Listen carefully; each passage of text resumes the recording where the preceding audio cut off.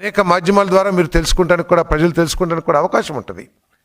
కానీ మీరు కేవలం ఏదో మీరు చేసిన తప్పుల నుంచి, మీరు చేసిన దోపిడీల నుంచి, లేదా మీరు చేసిన అరాచకాల నుంచి ప్రజల్ని డైవర్ట్ చేస్తాం కోసం ఈ విధమైన టాక్టిక్స్ వాడుతున్నారేమని చెప్పేసి ప్రజలు కూడా అనుకుంటున్నారని చెప్పేసి మనం చేస్తామని నేను. ఒక ముఖ్యమంత్రిగా చేసిన వ్యక్తి సమాజానికి ఎటువంటి సందేశం అందిస్తున్నారో ఒకసారి ప్రజలందరూ కూడా అర్థం చేసుకోవాలని చెప్పేసి మనం చేస్తామని నేను.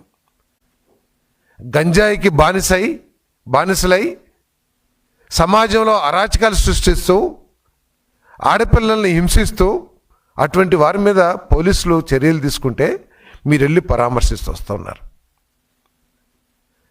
ఒక మహిళని, శాసనసభ్యులుగా ఉన్న ఒక సోదరిని నీచంగా దిగజారి మాట్లాడితే వారిని మందలించాల్సింది పోయి, మీ పార్టీ నాయకుడిగా మందలించాల్సింది పోయి మీరు వారిని పరామర్శిస్తున్నారంటే మీ సొంత ఛానల్లో ఒక రాజధానిలోని మహిళలందరినీ మూకుమ్మడిగా నీచంగా కించపరుస్తూ మాట్లాడి